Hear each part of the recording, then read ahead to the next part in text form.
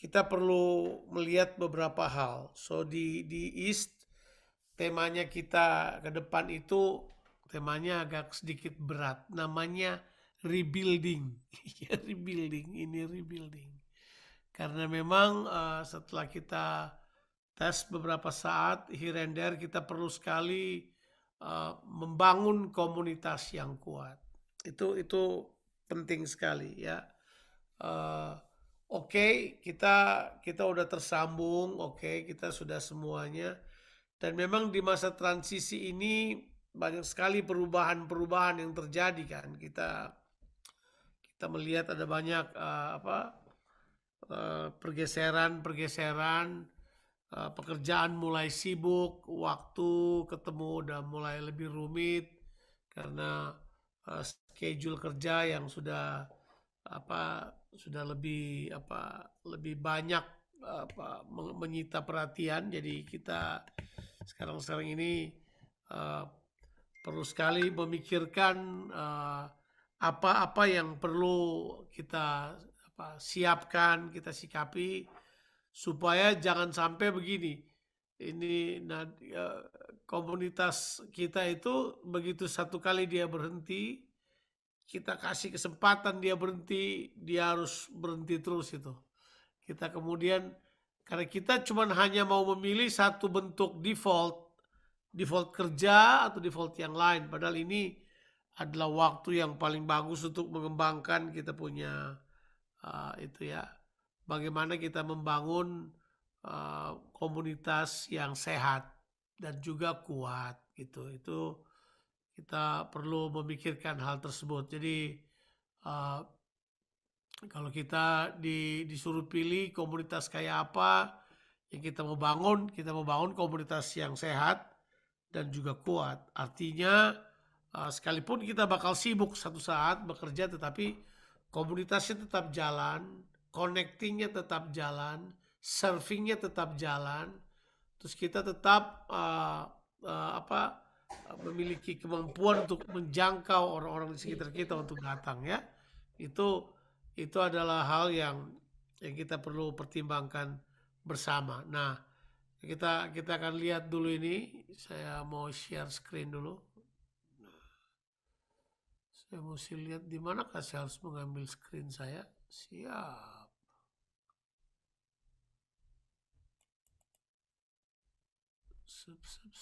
Oke, ini dia. Oke, siap. Jadi kita membahas ini bagaimana membangun komunitas yang sehat ya. Nah, ayat yang kita baca tadi di 1 Korintus 11. Nah, tentu sudah tahu kalau konteks, kita tidak boleh baca Alkitab di luar konteks. Nah, konteksnya 1 Korintus pasalnya yang ke-11 itu, Paulus menasehati orang-orang yang ada di Korintus soal cara mereka dalam kumpul bersama. Ya, di waktu mereka kumpul bersama, Paulus melihat ada masalah yang terjadi dalam cara mereka melakukan. Jadi Paulus kemudian memberikan peringatan-peringatan praktis di dalam hal makan bersama dan seterusnya. Ya, itu kalau sudah lihat konteksnya, ya. Kalau baca dari awal, kalau mulai baca dari ayat 18 itu ditulis kalau di perikop kita itu kebiasaan-kebiasaan yang salah dalam perjamuan malam. Jadi padahal kalau konteks keseluruhan pasal 11 itu adalah budaya Yahudi dan bagaimana menyikapi kehidupan bersama dalam gereja, itu ditulis di situ. Nah, yang kita akan lihat ini adalah kebiasaan-kebiasaan yang salah di dalam pertemuan-pertemuan bersama mereka ya. Jadi itu yang kita lihat konteksnya di ayat yang ke-17. Saya baca dulu aja buat kita sekalian. Ayat yang ke-17 itu bilang seperti ini, dalam peraturan-peraturan yang berikut aku tidak dapat memuji kamu. Nah, ini kemudian kata ini muncul, sebab pertemuanmu tidak mendatangkan kebaikan, tetapi mendatangkan keburukan. Sebab pertama-tama, ini mungkin dia mulai mengatakan hal yang sebenarnya ini. pertama-tama dia bilang kamu itu ngumpul ya. Kamu itu ngumpul pertama-tama dia bilang apa? Cuma untuk apa? Kemudian ada perpecahan di antara kamu. Dan hal itu sedikit banyak aku percaya. Sebab di antara kamu dia bilang begini, harus ada perpecahan supaya katanya nyata siapa di antara kamu yang tahan uji. Coba kita koreksi dulu ini. Apabila kamu berkumpul, kamu bukanlah berkumpul untuk makan perjamuan Tuhan. Itu dia. Jadi kemudian Paulus beritahu ayat 17 dan 18 bahwa ada perpecahan di antara kamu. Nah, ini kata saya cek-cek kata perpecahan apa ya bahasa aslinya ya? Iya toh, iya toh. Kita coba cari tahu kata perpecahan apa yang menyebabkan mereka ini kalau ngumpul bareng kok ternyata terjadi perpecahan. Nah, itu dia. Jadi ini dia ini. Ini kata yang dipakai. Tidak selamanya pertemuan komunitas mendatangkan kebaikan. Penyebabnya adalah perpecahan. Wow. Wow. Saya suka berpikir perpecahan itu kayak apa? Apakah kita berpisah? Atau kita kemudian tidak bisa kumpul bareng lagi? Atau kita kemudian beda pandangan? Atau kita kemudian mengalami masalah dogmatika? Ya kan? Itu. Nah, kata division itu dalam bahasa Yunaninya yang dipakai adalah skisma, ya itu kata yang dipakai adalah skisma. Skisma itu sebenarnya artinya split atau ada gap, ada jarak, ada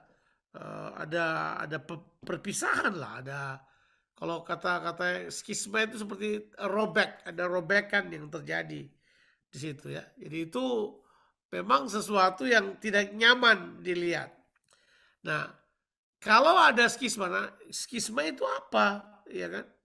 Itu apa sebenarnya dia itu? Sebenarnya skisma itu adalah kata yang dipakai untuk itu tuh penarikan diri dari sebuah hubungan. Nah, itu dia tuh. Jadi skisma itu orang menarik diri dari hubungan, ya kan? Nah, itu tuh. Nah, kalau kita perhatikan skisma itu adalah sebenarnya punya pengertian hubungan yang tidak lagi sejalan, hubungan yang tidak lagi berjalan bersama-sama. Padahal kita tentu tahu ya Mazmur 133 ayat daripada fellowship itu kan sungguh alangkah baik dan indahnya jika saudara-saudara diam bersama dengan rukun. Itu kata kunci. Ya selebihnya berkatlah. Kita berkat itu saudara bahas berikut juga gak apa-apa. Tapi dilihat sini diam bersama dengan rukun ini adalah hal yang sangat penting. Ya kan? Nah kita nggak tahu. Ke depan kita nggak tahu apakah udah siap untuk kumpul bareng lagi apa tidak. Tapi setelah hampir 2 tahun kita cuman via Zoom. Apakah kumpul bersama ini bisa terjadi lagi? Gitu. Itu pertanyaan yang perlu kita ambil. Ataukah orang sudah berpikir ya kita ketemu Zoom aja kumpul bareng udah nggak penting. Ya bisa jadi ada orang yang berpikir demikian. Ya, tapi bisa juga terjadi bahwa kita itu sebenarnya sedang hidup di dalam apa yang disebut oleh Alkitab mendukakan Roh Kudus karena menarik diri dari apa yang Tuhan sedang bangun. Nah, itu dia. Nah, kita tentu tahu kita dipanggil dalam persekutuan ya. Tema 1 Korintus 1 ayat yang ke-9 kalau saudara mundur ke belakang. 1 Korintus 1 ayat ke-9 bahwa kita ini terpanggil dalam persekutuan dengan Kristus. Ya, dengan anaknya. Itu jelas kita dipanggil dalam keadaan tersebut dan itu kata yang dipakai di dalam ayat tersebut 1 Korintus 1 ayat yang ke-9 coba saya bacakan dulu buat kita sekalian. Saya nggak taruh di sini. Ayat 9 bilang begitu. Allah yang memanggil kamu pada persekutuan dengan anak Yesus Kristus Tuhan kita adalah setia. Baru kemudian ayat 10 dia memberitahukan supaya jangan ada perpecahan. Nah itu jelas. Jadi eh, perpecahan itu bukan gini, saya benci, saya pergi dan tidak. Perpecahan itu adalah sebuah sikap menarik diri. Itu aja, simple. Oh gitu ya? Oh ya. Sebab bukan berarti cuma perbedaan itu. Kalau sampai ke arah itu bisa, tetapi perpecahan yang dimasuk dengan skism itu adalah gini. Saya tidak lagi menikmati itu tuh. Apa tuh? Hidup bersama dengan rukun dengan fellowship saya. Saya kemudian menarik diri. Jadi skism itu adalah bentuk penarikan diri. Bentuk kita tidak terlibat lagi. Oh, I don't wanna care whatever happened to you. Terjadi aja, saya nggak lagi dengan kamu. Ah, itu yang disebut ayat yang tadi itu tidak mendatangkan kebaikan persekutuan. Di mana orang tidak lagi in the game, mereka kemudian menarik diri, itu kemudian punya pengertian bahwa skism terjadi di situ. Nah itu kita mesti sadar bahwa itu sebenarnya mendukacitakan Roh Kudus. Itu kata yang dipakai, mendukakan atau memadamkan Roh Kudus. Nah entah, mungkin orang bilang cuma karena marah, karena cuek, karena apa. Tapi kalau lihat di kata-kata yang dipakai di sini adalah ini. Janganlah ada perkataan kotor, Efesus 4:29-32 itu.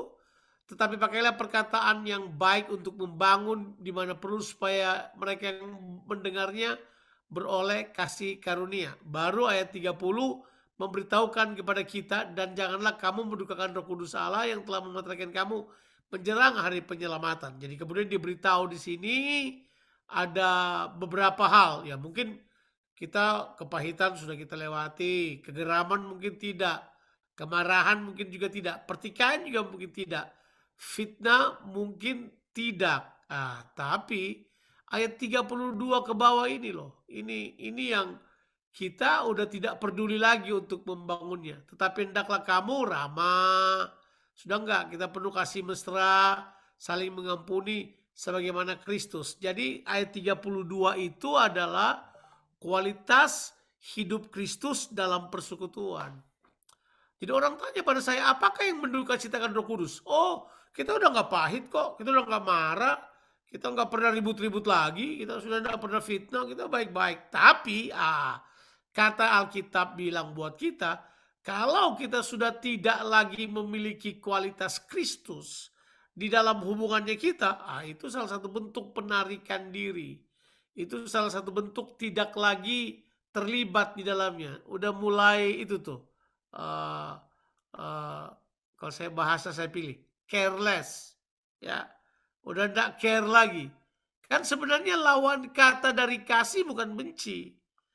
Lawan kata dari kasih itu sebenarnya careless, ya tidak peduli. Saya tidak peduli, buat apa lagi saya peduli. Nah itu kalau itu udah mulai terjadi yang kayak begitu, bisa jadi karena kita udah terbiasa kan, terbiasa di rumah aja nggak bikin apa-apa. Nah ini yang kemudian kita perlu kalahkan untuk membangun sebuah apa itu, sebuah persekutuan. Nah, saya tidak perlu bahas ini, saya kira saudara sudah tahu bahwa seperti apakah sebenarnya Kristus menerima kita. Ya, Kristus menerima kita itu udah jelas. Ya, lihat sendiri di situ. Dia menerima kita itu dengan cara yang luar biasa. Dibilang ini, kita itu sebaiknya mengerti betul bahwa sumber kita itu adalah Allah. Dia adalah sumber penghiburan, ya. Kemudian dia juga mengaruniakan kerukunan pada kamu. Ini ya. Kemudian kehendak sehingga dengan satu hati, satu suara kamu memuliakan Allah dan Bapa Tuhan kita Yesus Kristus. Sebab itu terimalah satu akan yang lain, sama seperti Kristus juga telah menerima kita untuk kemuliaannya. Seperti apa Kristus menerima kita? Itu. Coba lihat. Ya. Ini. Ya. Kristus menerima kita sekalian itu dengan memberikan kepada setiap kita karunia. Baik, dia sudah terima, dia berikan kita karunia untuk kepentingan bersama. Jadi setiap kita harus berpikir tentang kepentingan bersama kita. Yesus menerima kita apa adanya. kalau baca di pasal 12 itu, kalau kita baca misalnya, kan kita coba tulisin sampai ayatnya ke-11. Tapi kalau saudara baca sampai misalnya ayatnya yang ke-13, ini kan sudah karunia Roh Kudus yang bekerja dalam orang. Tapi kalau saudara baca pasal 13, itu semua kita loh, percaya apa tidak, mengalami baptisan tubuh. Saudara dan saya, kita semua dibaptis ke dalam tubuh Kristus. Oh, tubuh Kristus yang mana ini yang dimaksud? Simple. Tubuh Kristus di mana kita berkomunitas, itu tubuh Kristus. Di mana Tuhan baptis kita ke dalam tubuh Kristus tersebut, tubuh lokal kita, supaya kita bisa berfungsi di situ.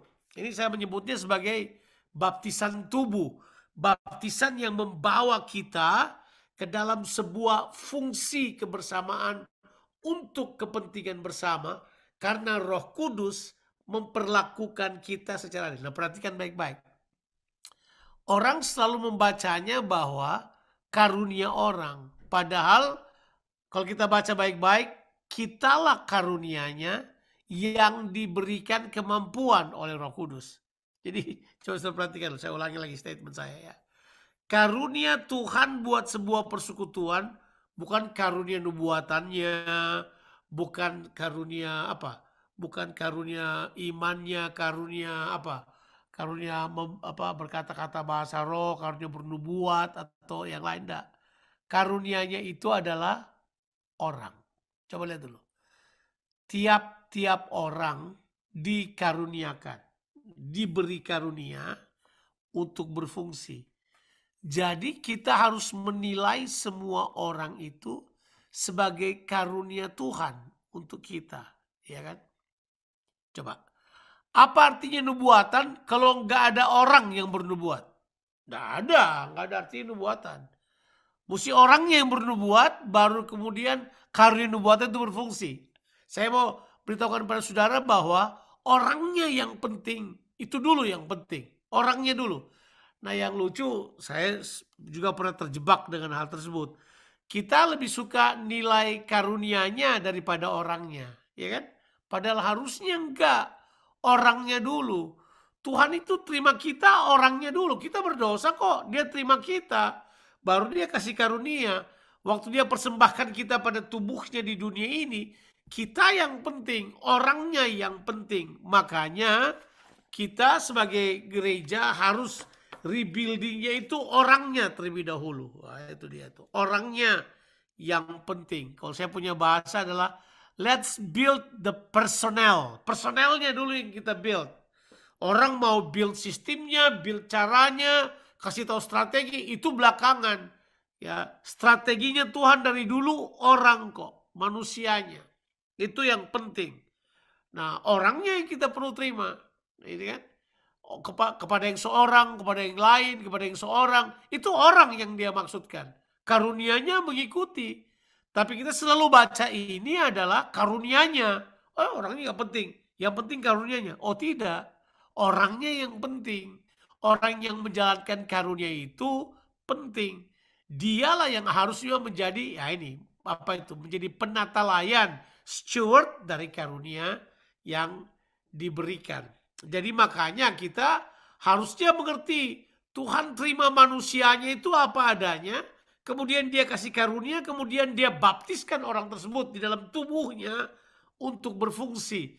Supaya dengan jalan demikian, nah ini dia, kita semuanya ini mengerjakannya oleh roh. Sebab roh yang kemudian empower manusia, manusia yang kemudian empower sesamanya. Coba lihat dulu ayat 11.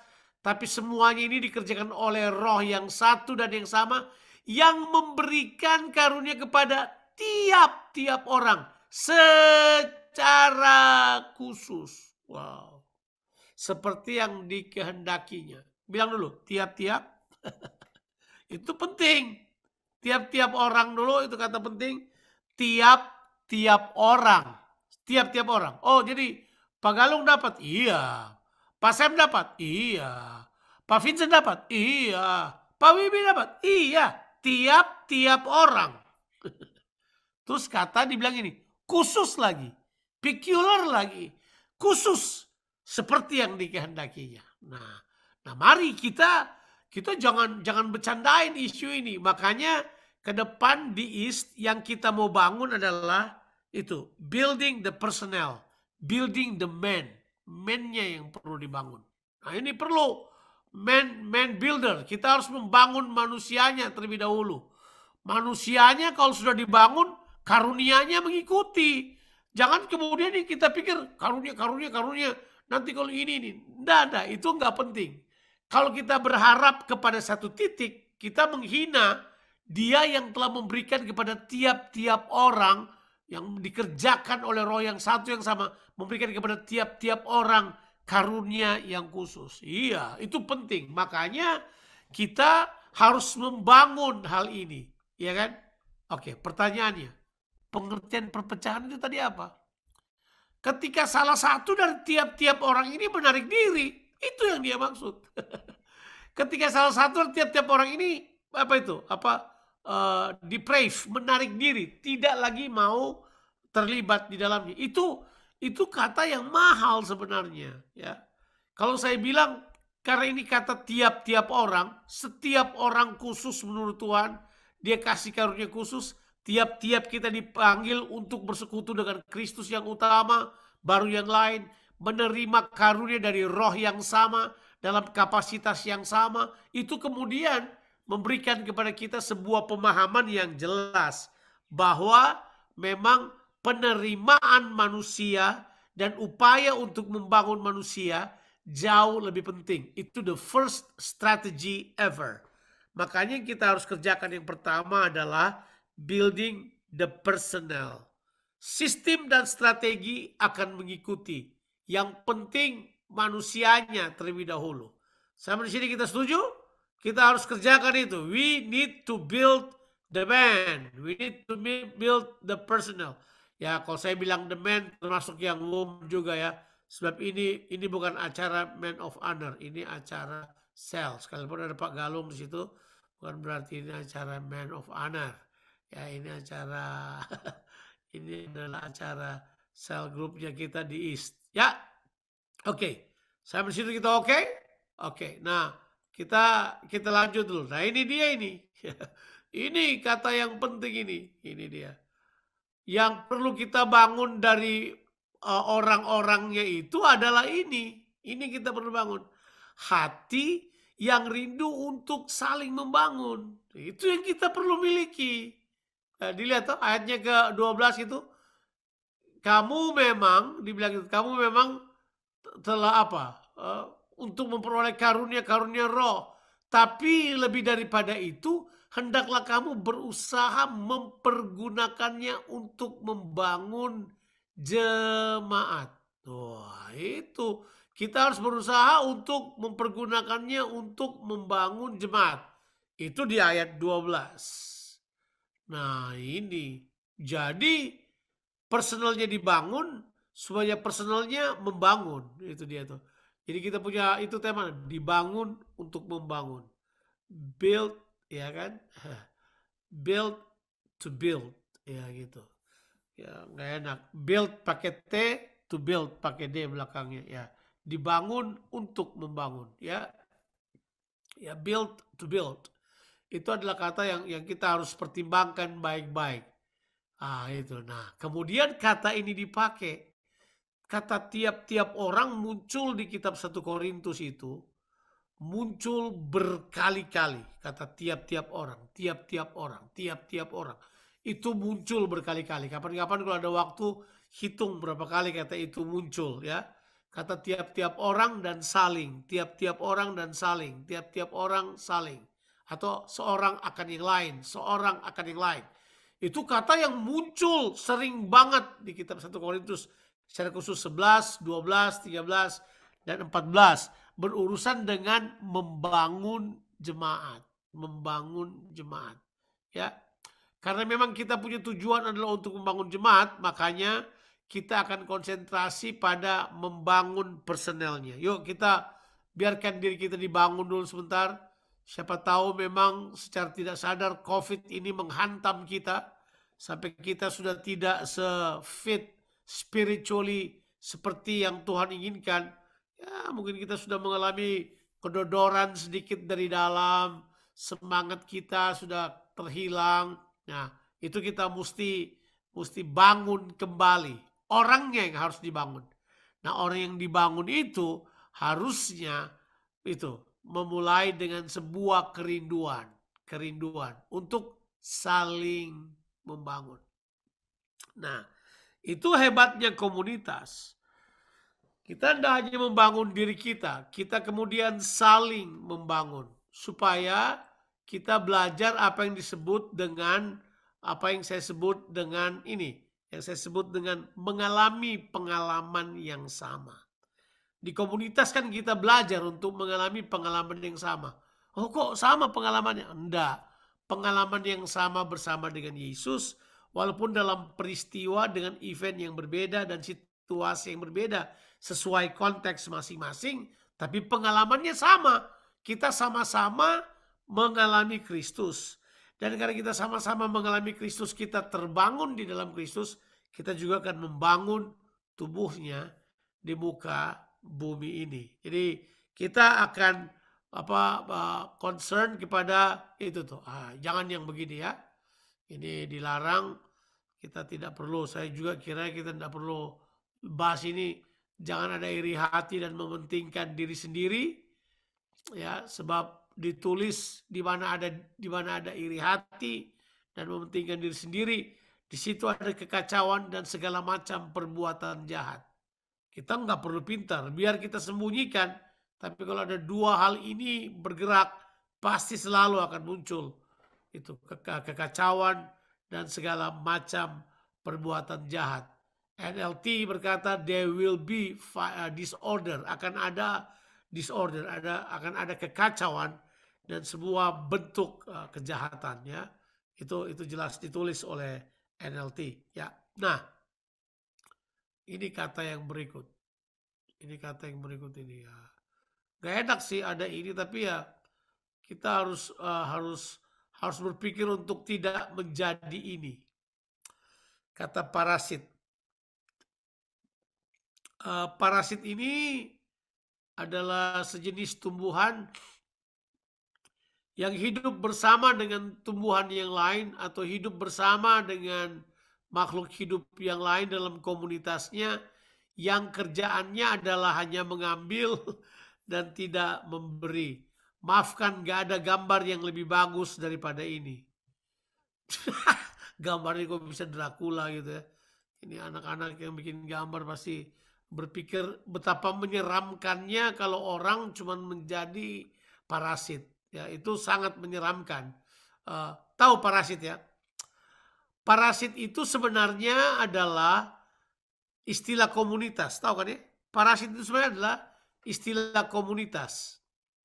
Apa itu istilah komunitas? Mengapa? Nah, masih ingat gak di pelajaran biologi?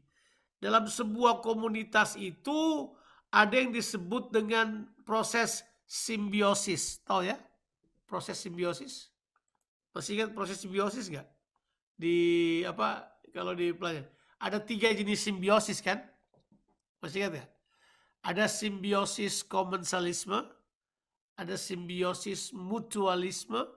Kemudian yang ketiga ada simbiosis parasitisme. Betul ya? Itu dalam komunitas. Itu dalam pelajaran biologi. Salah biologi SMP. Kelas 1 apa kelas 2 itu kita diajar ada simbiosis. Simbiosis itu adalah hidup bersama.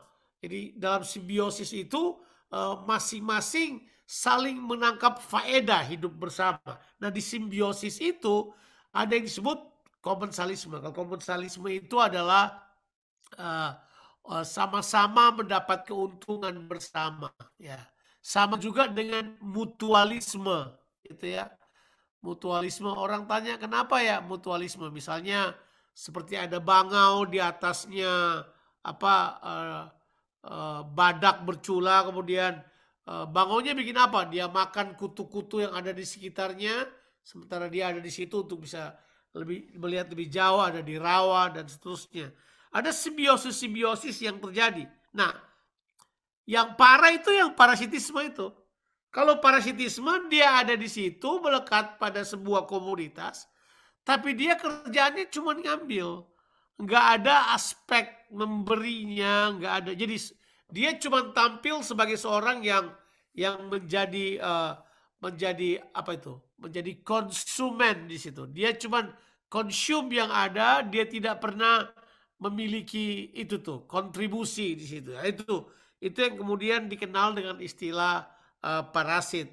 Ya, jadi kalau saudara tadi lihat gambar yang tadi ya, gambar yang ini ya, ya udah nggak usah dipeduliin itu karena memang eh, ya bloodsucker ya itu dia punya pemahaman dalam semua hubungan hanyalah untukku ya itu dibilang dalam kitab Amsal 30 ayatnya yang ke-15 kalau tidak salah. Coba kita lihat dulu Amsal 30 ayatnya yang ke-15. Ada yang tahu gak ayat itu bunyinya apa? Ya, itu dibilang bahwa si Linta punya 2 anak perempuan. Ya, untukku dan untukku namanya. Itu dia. Jadi si Linta punya 2 anak perempuan. Ya, namanya adalah apa? Untukku dan untukku. Ya, nah, untuk menjadi sebuah komunitas yang sehat, kita harus merupakan orang-orang yang selalu berpikir mutualisme. Eh, Kita harus berubah dari titik cuman sekedar menjadi titik penerima, kita harus menjadi titik kontribusi. Kita harus menjadi titik kontribusi. Kita berpindah daripada cuman sekedar terima menjadi kontribut. Ya, kita harus menjadi kontributor, ya, bukan cuman konsumer saja, tapi kita menjadi kontributor yang terus-menerus memberi masukan sesuai dengan karunia yang Tuhan berikan kepada kita. Nah, itu yang menjadi concern kita ke depan. Kita perlu membangun manusianya. Manusia perlu dibangun sampai jadi apa?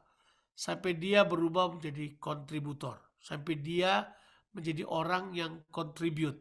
Ya, dia contribute. Masih ingat porsinya garam? Saudara saya harap masih ingat porsinya garam. Kita mesti bangun ulang lagi. Porsinya garam yang pertama covenant, yang kedua apa? Komitmen, yang ketiga adalah ya kita menjadi kontributor, baru ya kita harus cooperationnya itu yang terakhir. Tapi kita harus kontribut, kita harus menjadi orang yang memberikan kontributor. Ya betul katanya si Wibisono jadi distributor juga, ya itu nanti itu akan ke arah situ. Tapi yang jelas sekarang kontribut dulu.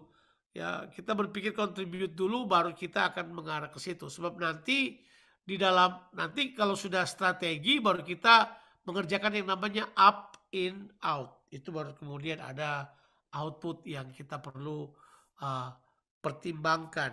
Oke. Nah, sekarang apalagi yang kita perlu bangun? Yang pertama building the personnel. Orangnya perlu dibangun. Dibangun dengan cara apa? Dia harus dibangun untuk beralih dari bermental konsumer ke arah kontributor. Itu jelas. Semua orang, nah ini sekali lagi, kita tidak berpikir 1-2 orang, semua orang. Kita sudah diajar, bukan 1-2 orang. Jadi bukan nanti gini, karena dipilih ada pemimpin selnya yang lain. Enggak, semua orang tetap. Justru pemimpin sel itu punya tugas adalah untuk terus menciptakan sebuah suasana di mana kontribusi adalah hal yang berlangsung setiap saat. Kontribusi dari setiap orang merupakan hal yang berlangsung setiap saat, di mana setiap orang selain dia menjadi titik penerima, dia juga merupakan titik pemberi. Ya, dia menerima, dia juga merupakan titik pemberi. Itu perlu di-create. Nah, makanya itu yang kita perlu kembangkan sekarang adalah membangun atmosfer. Itu dia. Jadi yang pertama kita harus membangun personelnya, orangnya. Yang kedua membangun atmosfer. Wah, ini yang nggak mudah. Atmosfer ini yang penting. Bagaimana kita menjadi orang yang kalau kita ketemu orang lain merasa terbangun. Gitu dia. Bagaimana kalau kita ketemu orang lain merasa terbangun dengan kehadirannya kita? Itu orang tanya pada saya, itu apa? Itu ada pada value-nya kita itu ada pada atmosfer yang harus dibangun. Iya.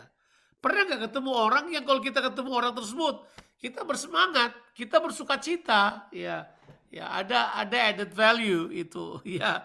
Ketemu sama mereka, mereka ini adalah orang-orang yang memberi semangat, kita semakin semangat memuji Tuhan, kita semakin semangat, oh, ngumpul-ngumpul, kita bersemangat kerjakan apa aja. Karena kehadiran orang tersebut sebagai seorang yang create atmosfer. Dia menciptakan atmosfer yang luar biasa. Nah, itu penting. Orang berkata, bisa ya kayak begitu.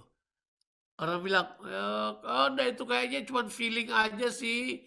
Kalau mood, ini bukan masalah mood, ini masalah value. Ini bukan masalah mood, tapi ini adalah masalah value. Nah, kalau kita terbiasa saling membangun, wah itu jelas. Ya udah, orang akan terbangun dengan kita. Kita berubah menjadi seorang encourager.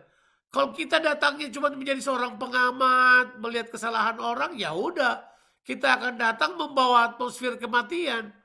Saya perhatikan semua di sini kok jelek-jelek amat sih. Kalau gitu bahasanya kita setiap saat ketemu di Komsel, orang akan berkata, "Oh, siapa nih orang nih?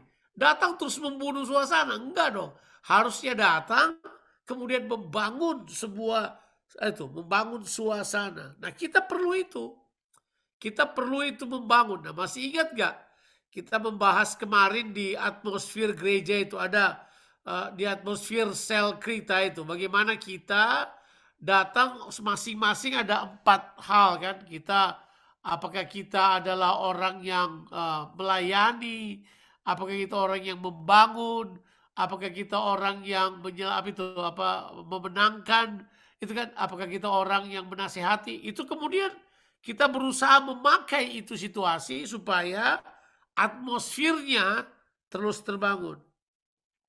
Kita perlu punya atmosfer yang kuat. Kita perlu bangun ini lagi. Jadi di pertemuan sel grup kita yang sehat, bukan cuman personelnya yang dibangun, tetapi atmosfernya yang perlu dibangun. Atmosfer, ya. Ya. Sebenarnya saya pada dasarnya bukan orang yang terlalu hangat untuk diajak bicara. Saya enggak. Saya mungkin enggak. Orang pikir ini Bang Joko gitu. Enggak. Saya sebenarnya pada dasarnya bukan tipe orang yang kalau ketemu terus kita ngobrol, asik-asik ngobrol gitu. Mungkin juga saya enggak terlalu begitu. Tapi belakangan setelah saya mengerti kebenaran komunitas ini, saya harus membangun diri saya.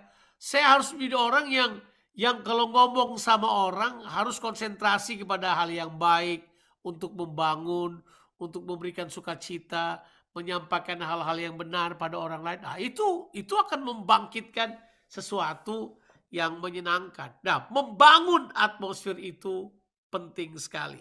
Ya, nanti nggak tahu Pastor Sam punya nggak bagaimana atmosfer itu?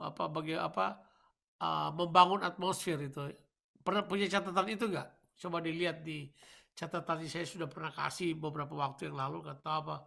Tapi itu perlu tuh membangun atmosfer. Misalnya di atmosfer kita adalah orang-orang yang mempercayai bahwa semua harus memandang dengan mata iman.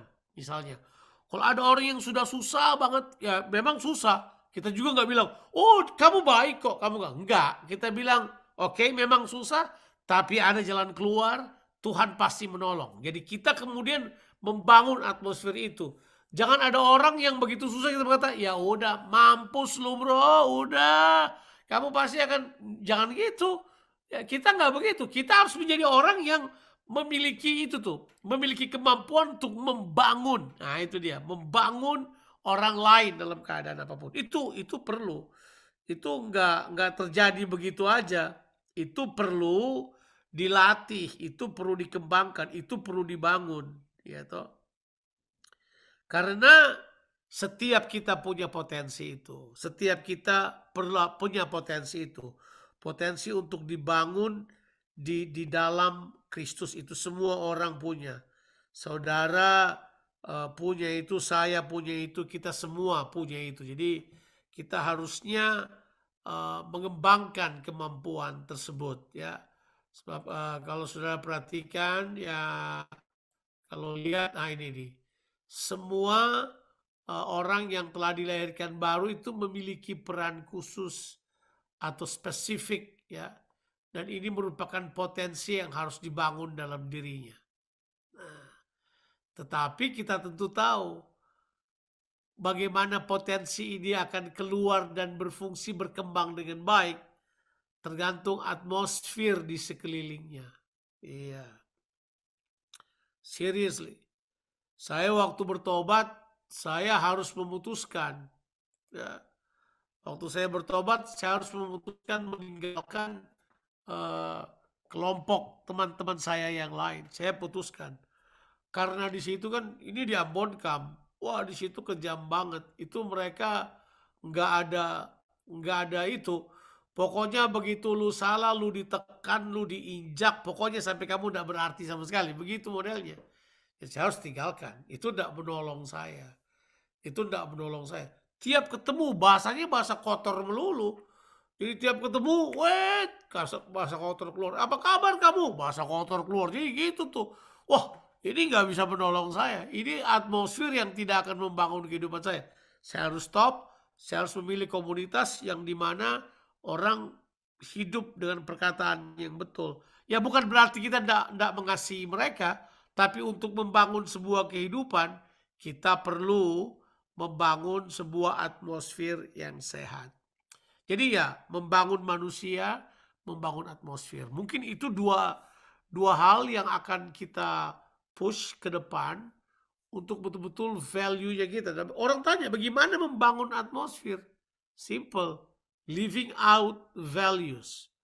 Jadi, saudara-saudara sekalian harus kembali lagi pada value-value penting yang garam miliki. Coba kita lihat lagi value-value-nya kita.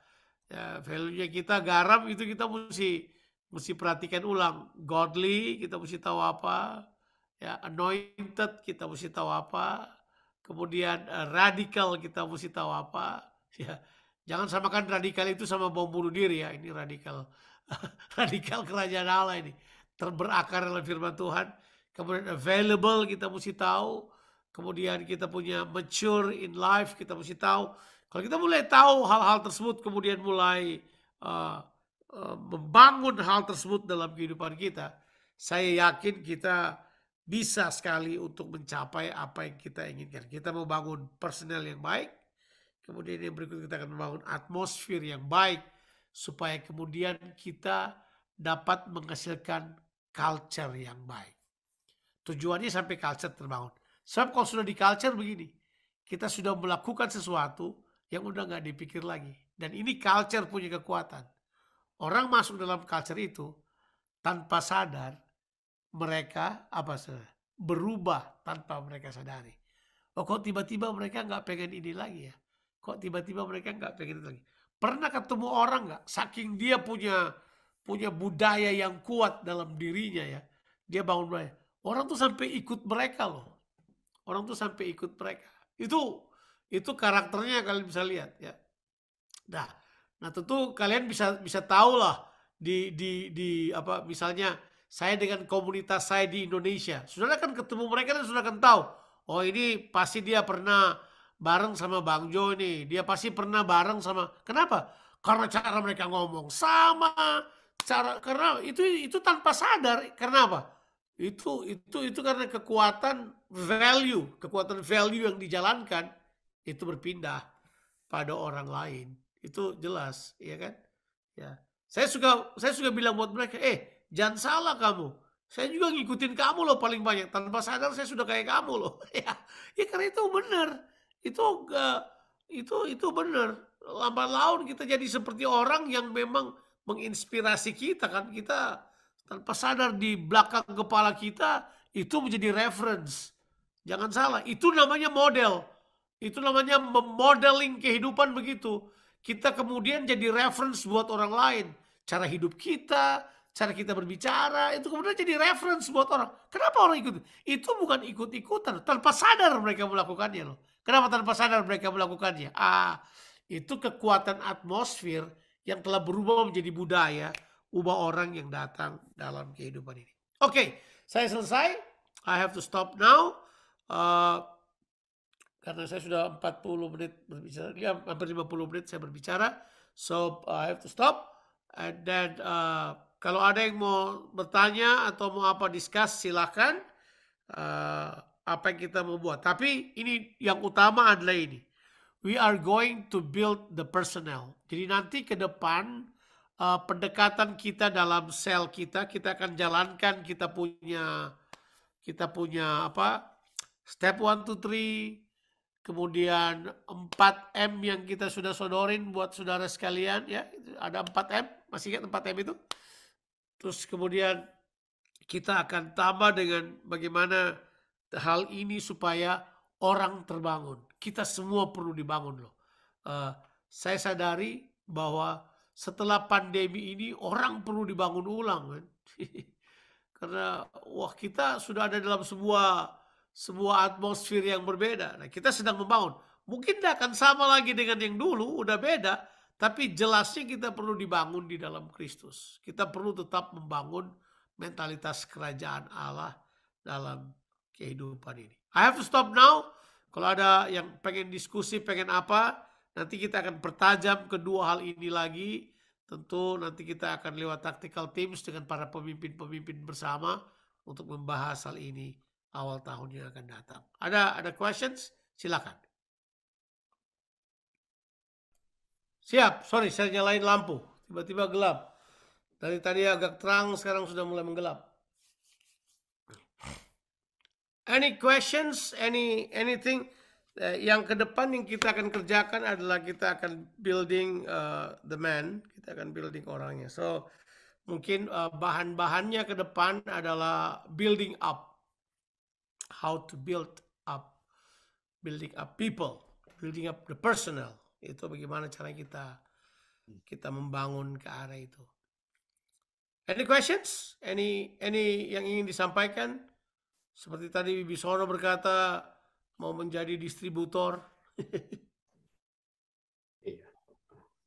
Bang Jo mau tanya aja Bang Jo. Kan ini menarik, topik membangun karakter itu sesuatu yang menurut saya untuk dibicarakan sepertinya menarik, tapi nggak gampang juga kalau menurut saya, karena setiap hari itu kan kita sendiri diuji karakternya. Sementara mau merubah karakter orang, kita sendiri belum tentu karakternya lebih baik dari yang kita mau rubah gitu loh. Sementara kita sudah harus membentuk komunitas yang seperti Bang Jo bilang gitu. Artinya kan ada orang yang saling mempengaruhi, dan bagaimana membuat efektivitas saling mempengaruhi itu menjadi lebih efektif ketika kita ada di dalam komunitas. Tapi faktanya sekarang juga kan komunitas kita nih yang Bang Jo tadi bilang, dengan ketemu aja jarang, apakah itu bisa di apa namanya, bahkan kalau ketemu kadang-kadang malah bukannya membangun, malah kayak tadi Bang Jo bilang datang hanya untuk mencari apa penilaian orang aja atau penghakiman terhadap orang lain gitu. Nah itu membangun suasana atau nuansa itu di dalam gereja itu sebetulnya harus dimulai dari mana gitu.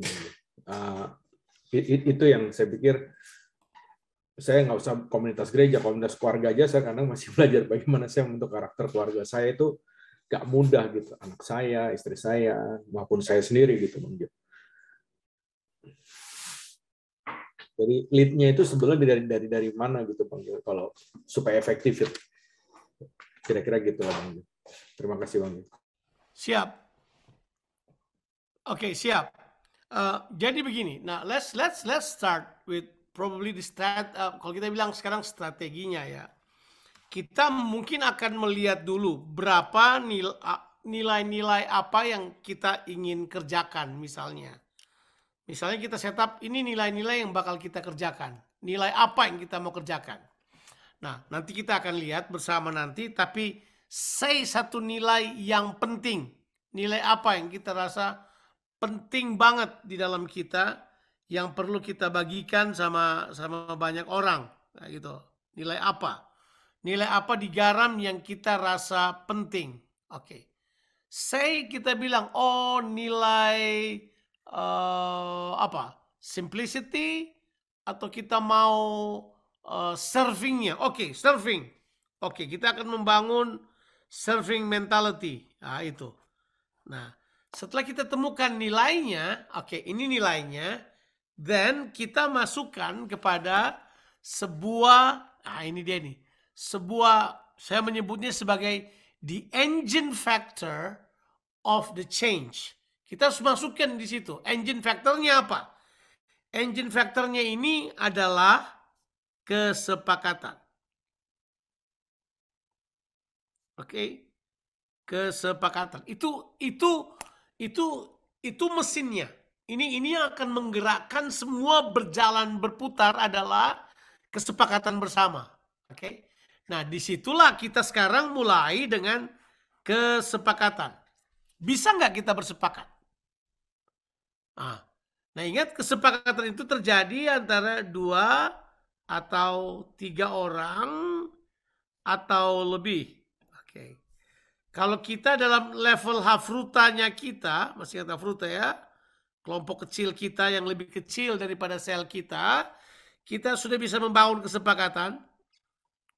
Oke. Kan lebih kecil, lebih gampang untuk sepakat, betul ya? 2-3 orang, ya toh? Baru dia naik pada level komunitas kita, mungkin 12 orang atau lebih. Tapi kesepakatan itulah, oke, kita bersepakat. Prinsipnya adalah Amos 3 ayatnya yang ketiga. Ini prinsipnya. Berjalankah 2 orang bersama-sama kalau mereka tidak bersepakat? Nah, kita masukkan dulu kepada kesepakatan. Kesepakatan ini engine. Makanya setiap kita harus terbiasa hidup bersepakat.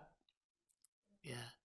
Dari awal kita nunggu ini. Jadi tidak ada pertanyaan sebenarnya di sini.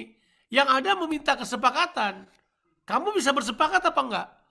Oh, gua nggak bisa. Oke, kita tidak akan bersepakat dengan kamu untuk hal ini. Masalah jadinya. Sebab karena orang harus bersepakat untuk memulai. Kalau enggak, ini kata yang harus saya pilih hati-hati sekali. Kapan kesepakatan tidak terjadi, anything tidak akan jalan. Udah.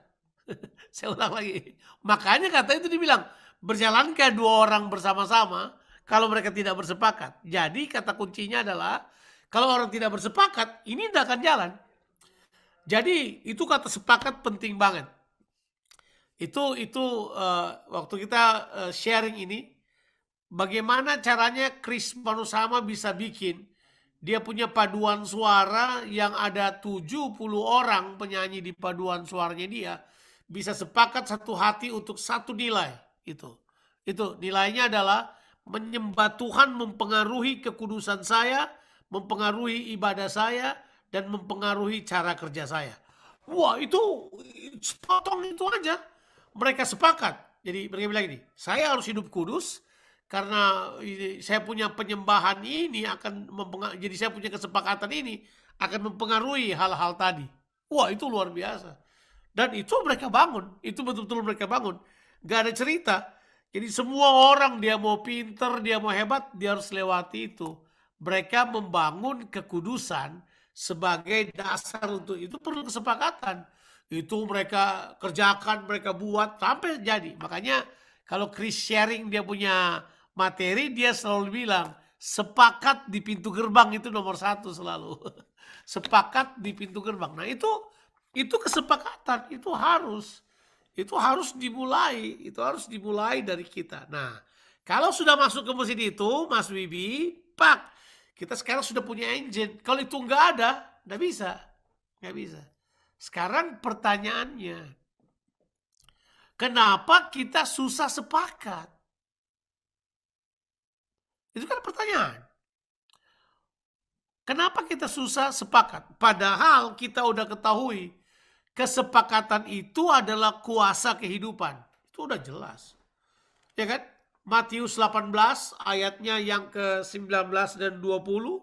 Jika ada 2 orang di antara kamu sepakat meminta apapun juga, maka permintaanmu itu akan dijawab oleh Bapamu yang di sorga. Itu jelas. Itu jelas. Jadi ada kuasa dalam kesepakatan. Nah, Bagaimana kita ke depan ini membangun kesepakatan-kesepakatan supaya kita bisa menghasilkan itu tuh atmosfer kebersamaan. Itu mesti dibangun. Tanpa kesepakatan kita nggak bisa. Nah, orang tanya pada saya, kenapa orang percaya susah bersepakat? Padahal, itu. Kalau saudara mundur ke visi misinya Garam, Garam punya ada 4C kan di dalam penyelenggaraannya kita mengenal ada 4C-nya Garam itu. Garam itu punya covenant, commitment, contribution, and cooperation. Itu 4 hal. Ada covenant, ada commitment, ada contribution, dan ada yang namanya cooperations. Itu 4 hal value-nya Garam. Itu 4C-nya kita. Ya, 4C. Yang penting bukan C4 lah. Ini 4C. Kalau C4 mungkin dinamit kali ya. Ini 4C-nya. 4C-nya ini yang kemudian harus jadi core kita. Harusnya kalau kita komit pada hal yang sama, kita akan gampang sepakat untuk hal yang sama. Kalau kita punya covenant untuk hal yang sama, kita gampang sepakat untuk hal yang sama. Sebenarnya logika berpikirnya begitu. Kalau kita berkontribusi kepada hal yang sama, sangat mudah sepakat buat kita untuk hal tersebut. Kalau kita kalau kita sama-sama invest kepada perusahaan yang sama, kita akan lebih gampang sepakat untuk hal tersebut. Lebih gampang karena ada common ground, Nah, ya iya kita perlu temukan common ground itu. Nah, sekarang kita udah terlalu terbiasa untuk melihat bahwa karena semua orang berbeda, ya ini dia. Karena semua orang berbeda, kita berpikir bahwa tidak ada common ground. Banyak sekali common groundnya kita. Nah, common groundnya kita ini yang kita akan jadikan itu tuh strong point kita untuk memulai kesepakatan. Supaya ada mesin penggeraknya. Nah, itu dulu yang perlu dikerjakan Mas Wibi. Di dalam komunitas-komunitas kita, itu. Komunitas-komunitas kita bukanlah komunitas asal ketemu karena kita suka. Atau kita mau. Atau cuma karena ya sosialisasi. Tapi komunitas-komunitas ini adalah tempat pertemuan orang-orang yang terikat janji. Orang-orang yang punya covenant bersama-sama. Kita terikat janji untuk melihat kerajaan Allah dinyatakan. Nah, common ground-nya kuat. Dari situlah kemudian kita dapat membangun nilai-nilainya bersama. Itu kemudian terbangun nilai-nilai bersama. Coba, kapan-kapan saudara cek ya. Saya sebut 5 nama ini. Cornelius Swing, Samuel Saputra sudah meninggal. Jadi ada Pramono, ada Rubin Ong, ada Otniel Lumowa, mungkin ada Ona Tahapari di dalamnya. Terus kemudian cek nilainya kita. Coba cek nilai kita. Bagaimana kita melihat tubuh Kristus, bagaimana kita melihat gereja Tuhan. Pada dasarnya pemahamannya kita sama. Bukan cuma sama pemahaman kita loh. Kita sepakat untuk mengarah kepada nilai. Supaya generasi muda melihat hal tersebut. Iya. Itu betul. Itu sampai kita memutuskan di tema-tema khotbahnya kita. Kita sepakat. Bahwa kita tidak cuma mau berkhotbah tentang berkat, ya kan? Kita khotbahkan covenant, komitmen, penyerahan diri, salib. Ya itu kemudian kita mengarah kepada sebuah tematik yang lain. Kenapa hal tersebut terjadi? Karena kita sepakat satu ketika. Kita sepakat untuk kemudian ini yang harus kita tinggalkan kepada generasi. Ternyata kuasa kesepakatan itu powerful. Itu yang kita sebut dengan engine ya. Kita punya mesin untuk hal tersebut. Nah, mungkin kita di Garam mungkin perlu sekali kembali untuk Kita perlu lagi kembali untuk membangun kesepakatan itu. Kita perlu lagi untuk kasih ruang yang luas untuk kemudian orang bisa sampai pada sebuah titik kesepakatan. Ya mungkin kita perlu tanya, kenapa kita susah sepakat? Oke, itu dulu Mas Wibi. Untuk membangun itu harus ada itu. Saya menyebutnya sebagai sebagai the machine. Saya menyebutnya itu adalah mesin penggeraknya. Itu kesepakatan. Ya. Setuju Bang Jo. Sehati sepikir ya Bang Jo. Ya, itu bahasa Filipi. Tapi harusnya itu adalah kesepakatan ya. Bisa nggak kita sepakat? Nah, seringkali kesepakatan bukan menuntut persamaan persepsi, tapi kesepakatan menuntut kesamaan kepercayaan. Kita percaya pada hal yang sama, bahwa ini akan terjadi seperti yang firman Tuhan katakan. Itu aja. Persepsi kita bisa berbeda, ya, bisa. Ya. Saya dengan teman-teman saya enggak semua satu persepsi dalam penyelenggaraan, misalnya penyelenggaraan gereja, apa yang kita yakini, mungkin kita berbeda-berbeda, tapi kita sepakat untuk sesuatu hal yang kita mau kerjakan. Ya, siap. Ada yang lain lagi? Yang saya temukan ya, hanya menentukan hari dan jam aja, itu butuh berjam-jam untuk sepakat. Hanya untuk waktu ketemu aja, sepakatnya susah banget. Betul itu, betul sekali. Nah, ya makanya kita selalu kembali ke square one kan? Either back to square one, atau kita menyesali kenapa kita tidak bertumbuh. Tapi kita tergantung di tengah-tengahnya. Karena kita tidak mengambil kuasa kesepakatan sebagai sesuatu yang baik untuk kemudian bekerja bersama. Nah, kalau mau belajar tentang kesepakatan, ada titik-titik di mana kesepakatan itu selalu ada aspek pengorbanan, aspek membuang kesenangan sendiri, itu aspek itu. Nah, seringkali ya aspek-aspek itu yang mungkin perlu kalau kita telusuri bisa menjadi penyebab-penyebab tidak bisa sampai pada titik itu. Ya.